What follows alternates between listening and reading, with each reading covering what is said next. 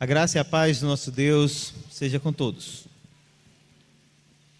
Quero convidar os irmãos para abrirem suas Bíblias no Evangelho de Marcos, no capítulo de número 6. Chegamos finalmente ao capítulo 6 de Marcos.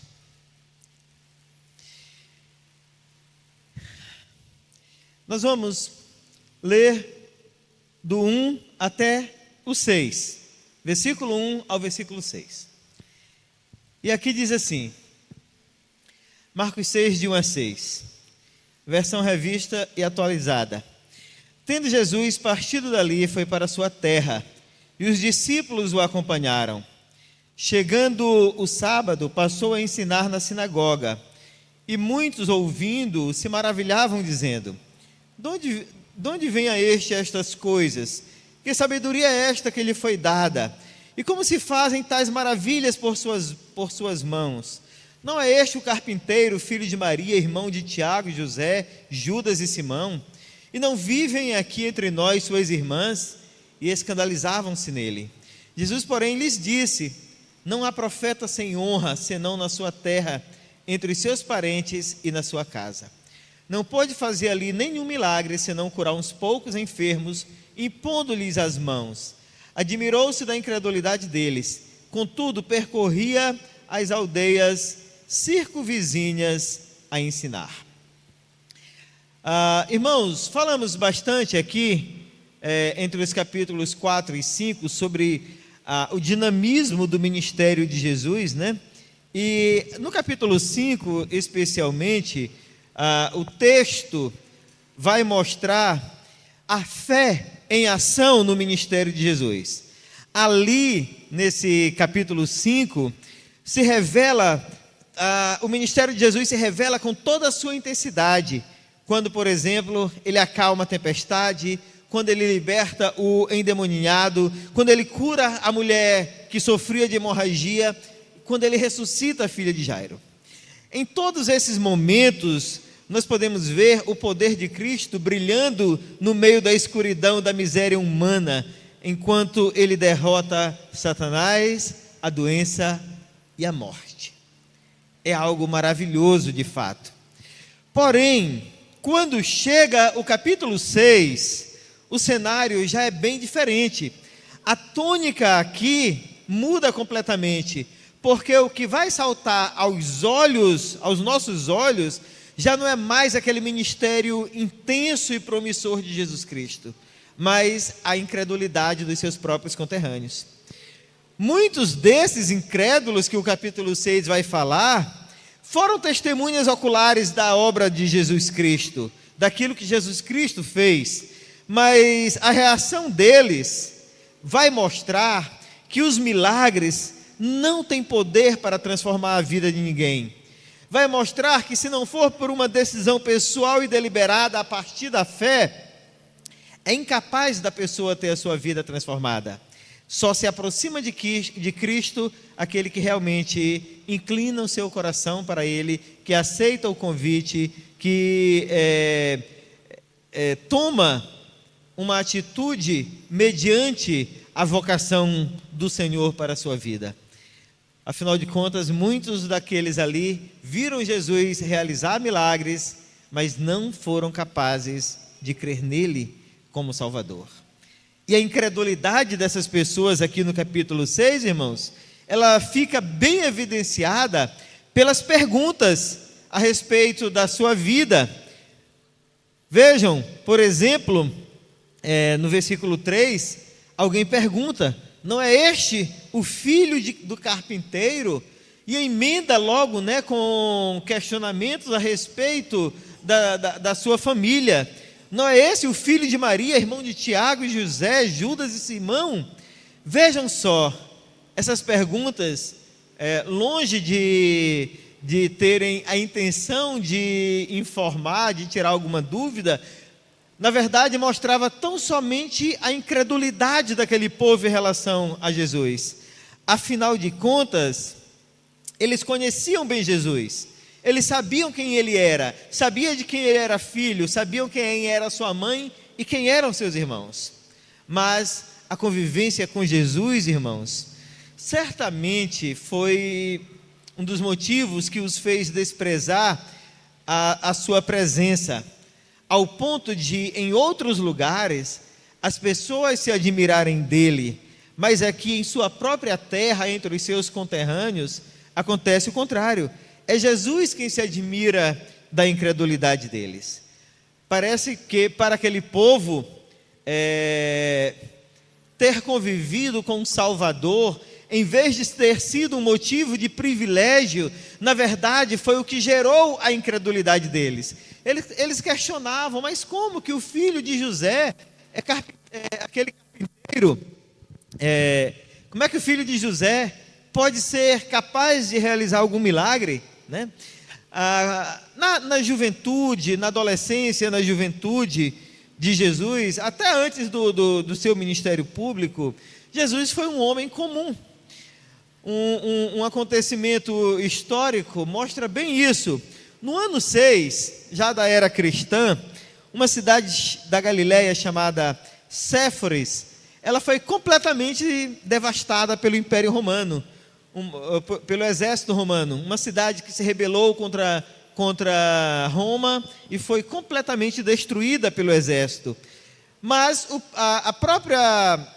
próprio Império Romano tratou de reconstruir essa cidade.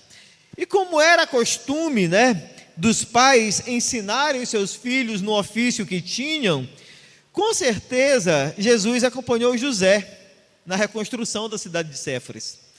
Jesus, como filho mais velho e que precisava ajudar no sustento da família, certamente durante toda a sua juventude, enquanto seu pai foi vivo, ele acompanhou José na reconstrução da cidade de Séforis e de outras cidades. Ele trabalhava junto com o seu pai, para garantir o sustento da família. Por esse motivo, quando ele se torna rabino, muitos daqueles que o viram trabalhar junto com o seu pai, imaginaram que Jesus não era uma pessoa digna de honra, né? Quanto mais ser o Messias escolhido para estabelecer o reino de Deus que eles tanto ansiavam. Eles olhavam para Jesus e não conseguiam ver nele aquela pessoa que fora prometida pelos profetas. Não conseguiam ver em Jesus o líder libertador que eles tanto esperavam.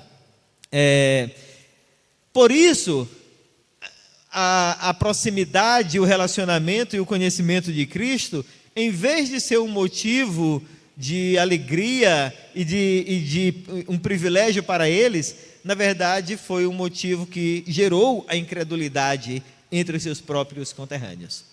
Mas também, queridos, é importante observar o seguinte, que Jesus ele não se esforça em convencer esses incrédulos de nada. Afinal de contas, nem mesmo um milagre é capaz de convencer um incrédulo. Quando alguém decide em seu coração não acreditar, o milagre para ele não tem significado nenhum. Por esse motivo, Jesus socorreu apenas algumas poucas pessoas, como diz aqui o texto, pessoas que eram suficientemente humildes e necessitadas para acreditar nele. Isso também não quer dizer, claro, que o fato de Jesus não ter realizado milagres na sua própria terra, não foi porque a incredulidade do povo o impediu de fazer isso, mas foi porque Cristo mesmo não quis realizar milagre entre seus conterrâneos por conta da incredulidade deles, porque realizar milagres entre incrédulos significava ali jogar pérolas aos porcos, não iria servir absolutamente de nada. E ao contrário, né, do que acontecia em outras cidades, aquelas pessoas não estavam interessadas no que Jesus poderia fazer, né, não estavam interessados na mensagem que Jesus queria lhes transmitir. Na verdade, eles fizeram o contrário, né? Eles menosprezaram a sua presença, por acreditarem que era uma pessoa comum, a quem não deviam prestar nenhuma atenção. E é interessante, queridos, que a gente fica olhando assim, e imaginando, mas que oportunidade eles perderam, né? Puxa, eles estavam ali junto com o Salvador e o rejeitaram porque não reconheceram nele o Messias. Mas é interessante, queridos, que essa mesma atitude continua sendo tomada hoje. Não é raro encontrar igrejas que vão se perdendo nos seus costumes e nas suas tradições, se ocupam tanto com outras coisas, que esquecem que Jesus é o Senhor da igreja. Até falam dele, até mencionam o seu nome nos cultos, oram no seu nome, mas não têm fé suficiente para acreditar que Jesus pode realmente transformar a vida das pessoas. Irmãos, é nesse cenário, nesse contexto, que eu quero convidá-los a me acompanhar na exposição do texto de hoje, que está dividido em 4 pontos. Esses 4 pontos estão sob o título O Cristão e o Perigo da Incredulidade. O primeiro desses pontos, irmãos, é a falta de razão para a incredulidade. Nos versículos 1 e 2, leiamos, diz: Tendo Jesus partido dali, foi para a sua terra e os seus discípulos o acompanharam. Chegando o sábado, passou a ensinar na sinagoga. E muitos, ouvindo-o, se maravilhavam, dizendo: De onde vêm estas coisas? Que sabedoria é esta que lhe foi dada? E como se fazem tais maravilhas por suas mãos? Irmãos, depois dos últimos acontecimentos, depois de ter curado a mulher que vivia com problema sério de saúde, depois de ter ressuscitado a filha de Jairo, alguns dias depois, que Marcos não revela quantos, Jesus se dirige para a sua terra natal. Esses últimos acontecimentos aconteceram ali na cidade de Cafarnaum, ou nas suas proximidades. E dali, passando por algumas aldeias, Jesus finalmente chega à cidade de Nazaré, que não ficava longe de Cafarnaum. Nazaré ficava a cerca de 30 quilômetros somente, um dia de viagem a pé, né, como eles costumavam fazer. E certamente as notícias a respeito de Jesus já haviam chegado em Nazaré.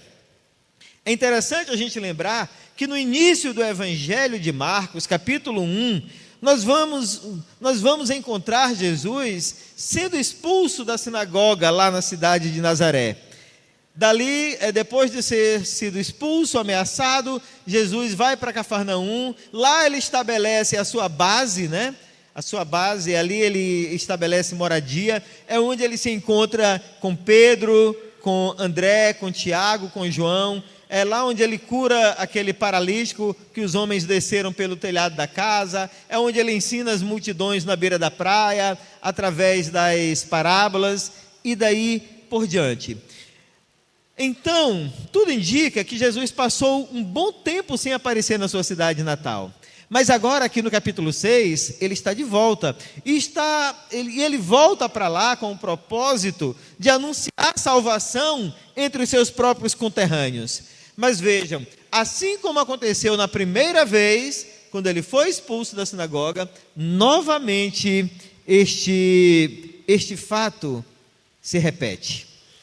Nazaré foi uma cidade que rejeitou o seu filho, que rejeitou o Salvador. Por cerca de 30 anos, irmãos, que era o tempo que a pessoa estava autorizada a exercer o rabinato, né? Ninguém podia ser rabino com menos de 30 anos. E por todo esse tempo, Jesus viveu em Nazaré. Foi uma pessoa comum. Trabalhou, passou a sua infância e a sua juventude no meio do seu próprio povo. Viveu ali de forma irrepreensível, ajudando seus pais, sendo carpinteiro à semelhança do seu pai. Viveu em uma conduta exemplar de obediência, enquanto aguardava o tempo de começar o seu ministério público. Mas, como já disse, tão logo ele se tornou rabino, ele precisou se mudar de Cafarnaum, ou para Cafarnaum, melhor dizendo, por conta das ameaças de morte que sofreu.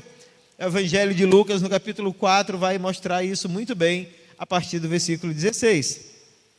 E agora, novamente, depois de algum tempo, já de volta à cidade de Nazaré, ele foi recebido. Mas vejam bem, ele é recebido sem honras.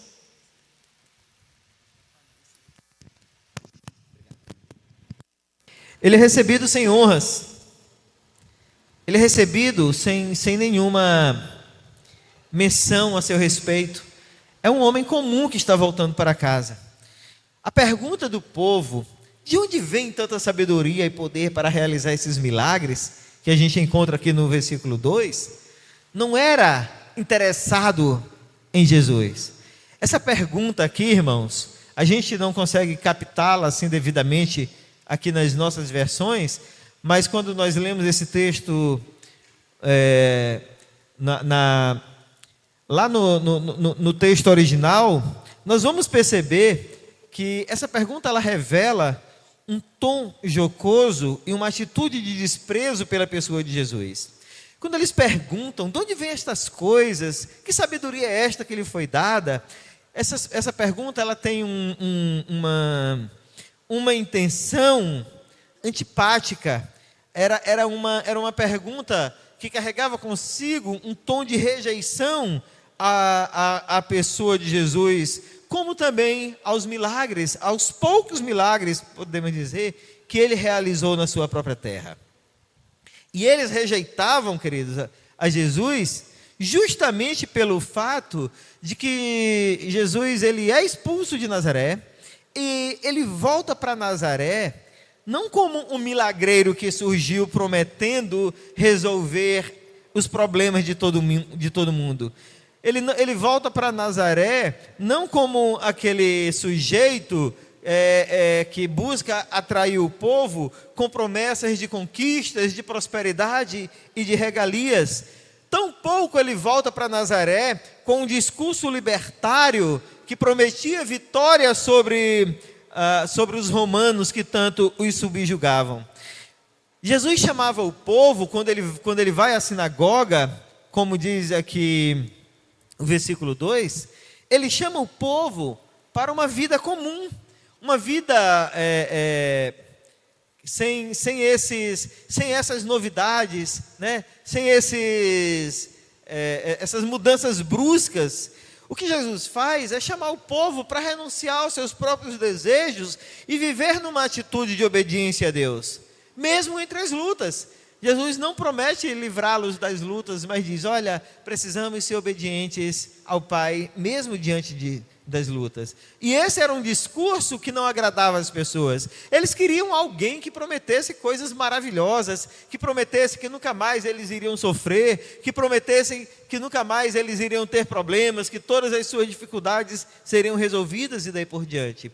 Mas Jesus chama para uma vida santa, mas uma vida dentro da realidade de cada um deles.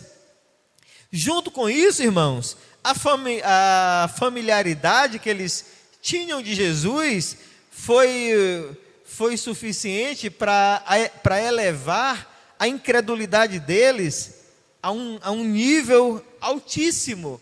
A impressão é que se Jesus tivesse voltado com um discurso libertário ou como um milagreiro, possivelmente eles até tinham alguma possibilidade de acreditar nele. Mas voltando com um discurso de renúncia, de perdão, de desapego às coisas deste mundo, certamente não foi um discurso que os convenceu. Afinal de contas, eles eram muito acostumados com a pessoa do Senhor Jesus, conviveram com ele 30 anos, por isso se tornaram incapazes de reconhecê-lo como Salvador de suas vidas. E isso, queridos, mostra um perigo enorme. Aquele foi um povo que se acostumou demais com o sagrado. A origem simples e o ofício de carpinteiro que Jesus tinha, o fato deles conhecerem toda a sua família, terminou sendo um obstáculo para aquelas pessoas acreditarem nele. Porque mesmo Jesus, sendo Filho de Deus, o Salvador, eles tinham se acostumado demasiadamente com o sagrado. E é por esse motivo, queridos, porque eles não conseguiram discernir que Jesus de fato era o Salvador, é que eles o rejeitaram novamente. Todavia, isso não deveria ser razão suficiente para gerar tamanha incredulidade neles. O principal problema, queridos, não era porque Jesus era uma pessoa comum, é que eles se acostumaram tanto com o sagrado que se tornaram espiritualmente cegos. Os milagres, a mensagem, o ensino de Jesus era algo muito simplório para aquelas pessoas. Por isso, qualquer milagre que Jesus realizasse ali não seria suficiente para demovê-los da incredulidade em que eles se encontravam. Eles haviam deixado, eles tinham perdido a capacidade de reconhecer o sagrado, de reconhecer Jesus como Messias. Por isso, não havia, de fato, uma razão justificável para a incredulidade daquelas pessoas. Essa incredulidade foi gerada pela cegueira espiritual em que eles se encontravam. O nosso segundo ponto, irmãos, é a causa da incredulidade. No versículo 3. Leiamos o versículo 3. Diz assim: não é este o carpinteiro, filho de Maria, irmão de Tiago, José, Judas e Simão? E não vivem aqui entre nós suas irmãs? E escandalizavam-se nele. Como já dito, a presença de Jesus em Nazaré foi marcada pela falta de fé do seu próprio povo. Ali era o seu lugar. Mesmo ele tendo nascido em Belém e tendo como base do seu ministério a cidade de Cafarnaum, ele era conhecido como o Jesus de Nazaré, a sua terra natal, onde ele cresceu e viveu a maior parte da sua vida. Agora, irmãos, Jesus estava lá novamente, e inclusive na companhia dos seus discípulos. E mais uma vez, como de costume, ele foi ensinar na sinagoga, possivelmente num sábado, ensinar sobre a chegada do reino de Deus. Mas assim como tinha acontecido antes, mais uma vez a sua autoridade foi colocada em xeque, o seu ensino foi contestado e a sua presença se tornou um incômodo ali naquele lugar.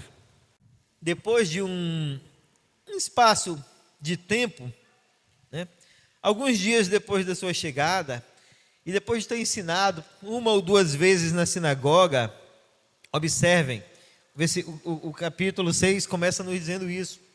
A rejeição e a incredulidade ao seu respeito cresceram rapidamente. Era como se fosse impossível que o filho de um carpinteiro, o irmão de pessoas simples daquela vila, pudesse realizar as obras que eles viram Jesus fazer, mesmo que eles se maravilhassem diante do seu poder, mesmo que eles fossem tomados pelo espanto ao ver Jesus realizar coisas, mas ainda assim a incredulidade era maior.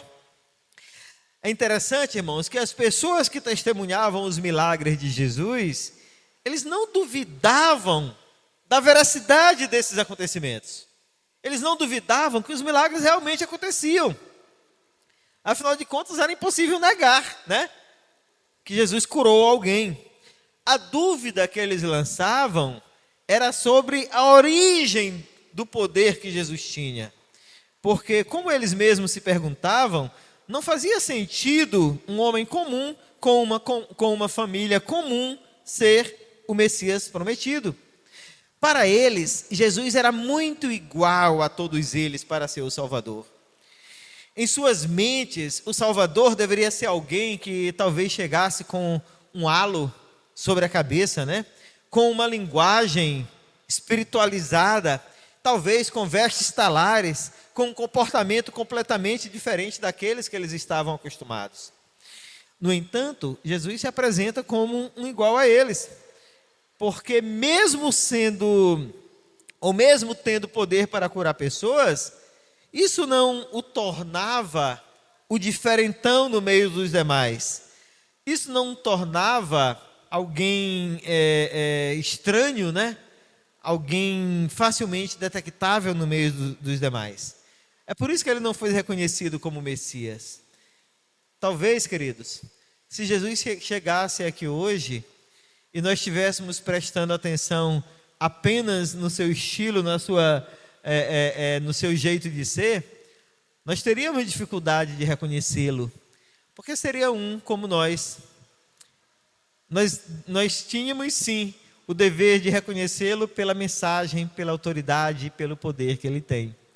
Mas no aspecto físico, cultural, seria um como nós. É porque a gente se acostumou muito com aquele Jesus dos filmes americanos, né? Um grupo de discípulos de cabelos emaranhados, vestido em trapos, baixinhos e feios, e um Jesus loiro, de olhos azuis e cabelos bem penteados até os ombros, totalmente diferente dos demais. A Bíblia, de fato, não apresenta Jesus dessa forma. Lá em Nazaré, ele é visto apenas como mais um. Apenas tão comum, que as pessoas duvidavam de onde vinha o seu poder. E a incredulidade, queridos, deles foi tão grande que até mesmo a dignidade de Cristo foi posta em dúvida. Aqui quando o versículo 3 diz: não é este o filho de Maria? Essa pergunta, queridos, é uma pergunta muito capciosa. Por quê? Porque se alguém tinha um pai, não se perguntava se era filho de fulana, a mãe, mas sempre se perguntava: este é filho de fulano? Sempre se referindo ao pai. Só se perguntava se alguém era filho de fulana se não se tivesse conhecimento de quem era o pai. Se o pai fosse completamente desconhecido. E alguém que não tinha um pai conhecido era alguém tratado de forma indigna. Por isso que quando eles perguntam: não é este o carpinteiro, filho de Maria? Eles estão colocando em dúvida a paternidade de José. E estão com isso ferindo a dignidade de Jesus. Portanto, é uma pergunta proposital. Quando eles dizem: não é este o filho de Maria, é para ferir mesmo a dignidade de Jesus. Olhem, queridos, como aquele povo rejeitou o Senhor, porque não viram nele alguém que pudesse ser tido como o Messias. Mas este aqui era o povo que tinha visto Jesus fazer coisas extraordinárias. Eles viram que Jesus tinha uma sabedoria em comum, mas não conseguiam achar razão para Jesus ter essa capacidade. Eles viam Jesus fazer, mas rejeitavam este fato real. Por isso, eles preferiram manter a mente cheia de perguntas, a mente cheia de suspeitas, como também manter um coração vazio e sem fé. E por não encontrar explicações convincentes para os feitos ou para o poder e a autoridade de Jesus, eles preferiram rejeitá-lo a conhecê-lo devidamente. Mesmo se admirando das coisas que Jesus fazia, mesmo sabendo que eram coisas impossíveis para um homem comum, e mesmo se maravilhando com os seus milagres realizados entre eles, eles preferiram a incredulidade e a descrença. A palavra usada por Marcos aqui, irmãos, no final do versículo 3, quando diz: e escandalizavam-se nele, significa que os poucos milagres que eles viram Jesus realizar em Nazaré, em vez de despertar a fé, foi ofendê-los. Eles ficaram indignados com o que Jesus fez no meio do seu próprio povo. Por esse motivo, eles preferiam vê-lo longe da sua terra, porque não tinham nenhuma intenção de se identificar com ele, tampouco identificá-lo como sendo o Salvador da humanidade. Isto aqui mostra, irmãos, como o coração daquele povo estava inclinado para rejeitar a Cristo. E essa era a razão da incredulidade deles. O nosso terceiro ponto, irmãos, a reprovação da incredulidade. Nos versículos 4 e 5, nós encontramos a seguinte declaração: E Jesus, porém, lhes disse: Não há profeta sem honra senão na sua terra, entre os seus parentes e na sua casa. Não pôde fazer ali nenhum milagre senão curar uns poucos enfermos, impondo-lhes as mãos. Entre os judeus do século I, havia um pensamento muito comum de que a linha profética havia sido cortada desde o profeta Malaquias. Por esse motivo, eles eram incapazes de ver Jesus como aquele de quem os profetas haviam falado. E o próprio Jesus expressa o pensamento incrédulo desse povo ao citar um ditado popular que dizia que se um profeta viesse a ser honrado, certamente não seria em sua terra e tampouco na sua própria casa. Essa declaração de Cristo, irmãos, justifica o fato dele não ter realizado milagres como costumava fazer. Porque se ele faz isso, se Jesus realiza atos miraculosos, certamente o que iria resultar disso seria somente que o coração daquele povo ficaria ainda mais incrédulo e a consciência deles se tornaria ainda mais endurecida. Se Jesus realizasse milagres ali, certamente seria somente para alimentar a descrença que eles tinham a respeito da vinda do Messias. Portanto, irmãos, não foi a falta de fé daquelas pessoas que impediu Jesus de realizar milagres, mas até mesmo os poucos milagres que ele realizou, né? Mas foi justamente por não se propor ou se dispor a tornar aquele povo ainda mais incrédulo, para não jogar pérolas aos porcos, é que Jesus se retira dali, se retira do meio deles. Embora os milagres fossem, né, no Novo Testamento, no século I, os milagres eles tinham um objetivo, irmãos. Não era resolver os problemas do mundo.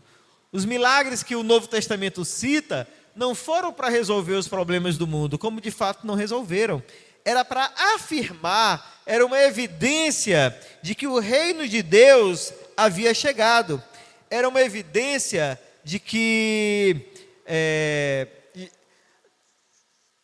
o Filho, o Messias prometido, havia se manifestado no meio do povo.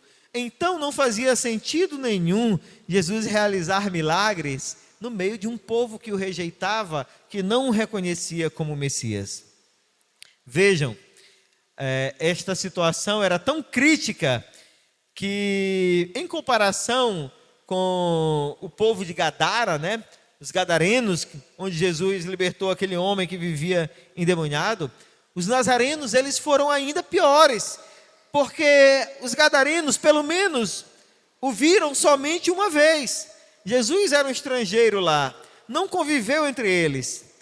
Por isso eles não o conheciam e o rejeitaram.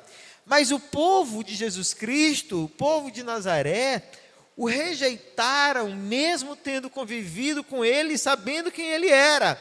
Mesmo o conhecendo há muito tempo, deixaram claro que não gostavam da sua presença, mesmo que Jesus fosse um dos seus. Por isso, quando Marcos diz que Jesus não pôde realizar milagres em sua própria cidade, ele está dizendo que diante daquelas circunstâncias de descrença e de rejeição, Jesus sequer considerou usar de sua autoridade contra a rebeldia do povo, mas os entregou às suas próprias responsabilidades e às consequências das suas próprias escolhas. Nazaré, irmãos, havia perdido o tempo oportuno de ver Jesus realizar coisas miraculosas, mas perderam o tempo porque isso não fazia nenhum sentido para eles. Eles sequer quiseram aceitar o ensino de Jesus, quanto mais acreditar nele como Salvador. Somente uns poucos se separaram, né, e foram curados tanto na alma como no corpo, assim como aconteceu em Gadara com aquele endemoniado. Assim como aquele homem ficou lá proclamando o reino de Deus, alguns poucos ficaram em Nazaré também testemunhando a respeito de Jesus Cristo. E finalmente, queridos, caminhando aqui para o nosso quarto ponto, eu quero falar da consequência da incredulidade no versículo 6, quando diz: admirou-se da incredulidade deles, contudo percorria as aldeias circunvizinhas a ensinar. Marcos diz que Jesus ficou admirado com a incredulidade do seu próprio povo. Isso significou, irmãos, que ele ficou espantado com o tamanho da impiedade daquele povo, ao ponto, inclusive, de se perguntar sobre a razão de toda aquela reação negativa à sua pessoa. Em outras palavras, Jesus se entristeceu com a atitude de seus conterrâneos, pois eles foram severamente contrários à sua presença. Em outros lugares, quando nós olhamos os evangelhos, nós vamos perceber que aconteceu exatamente o oposto. Mateus capítulo 8, por exemplo, fala de um centurião romano que, mesmo não sendo judeus e nem conhecendo as profecias a respeito do Messias, creu nele quando o viu. No entanto, em Nazaré, Jesus encontrou somente incredulidade entre os que diziam esperar pelo Messias, mas que foram incapazes de reconhecê-lo como tal.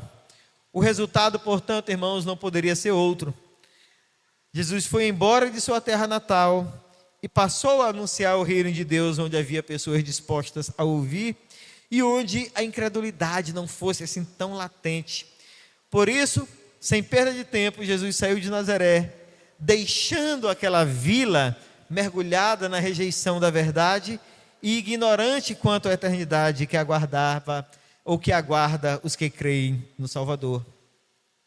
Não realizar milagres em sua própria terra e entre seu próprio povo, e ainda ser impedido de abençoá-los por conta da incredulidade, de fato, irmãos, deixou sérias consequências àquela geração, porque eles estiveram tão próximos do Salvador, mas o rejeitaram.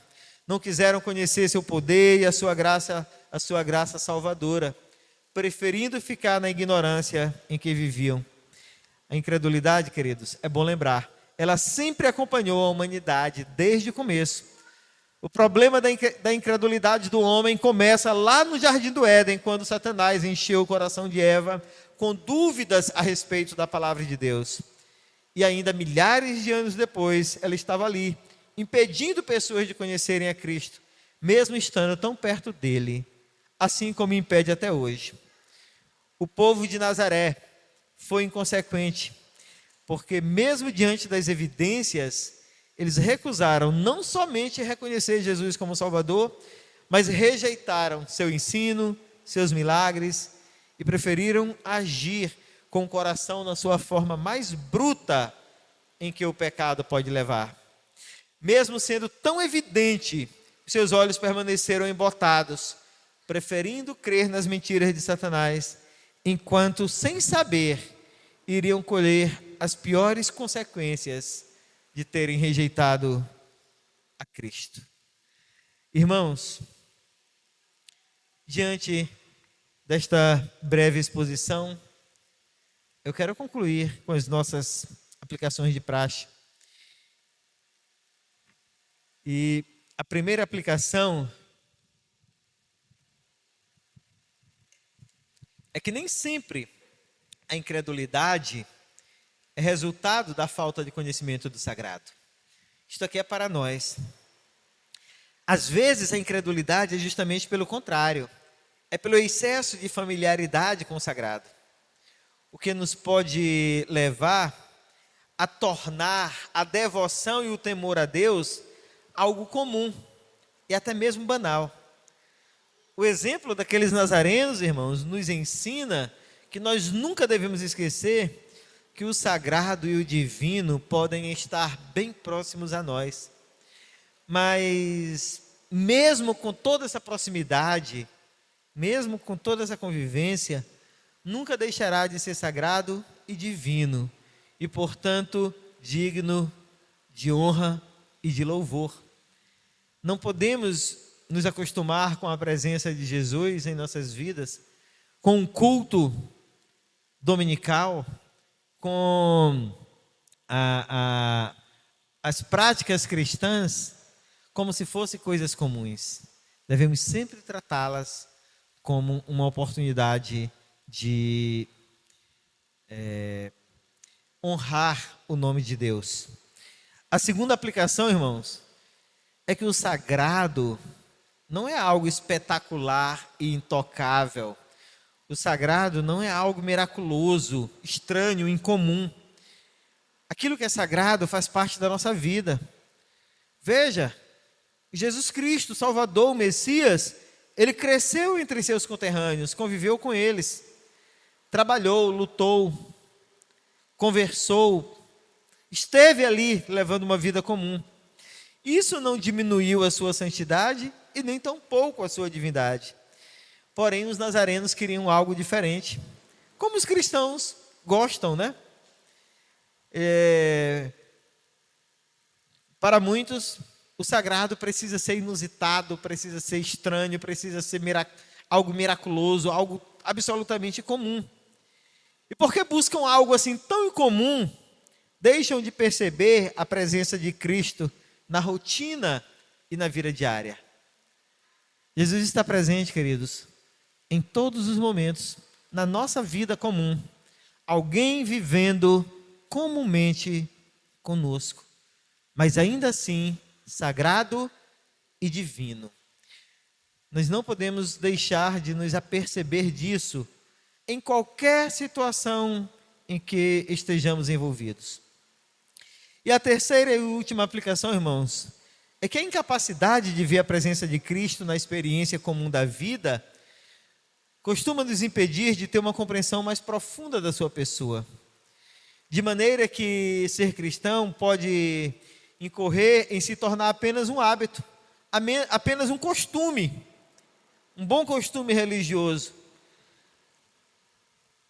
Nós estamos sempre correndo o risco de limitar a nossa experiência cristã, a nossa experiência com Cristo, aos costumes religiosos que nós mais gostamos e achamos corretos.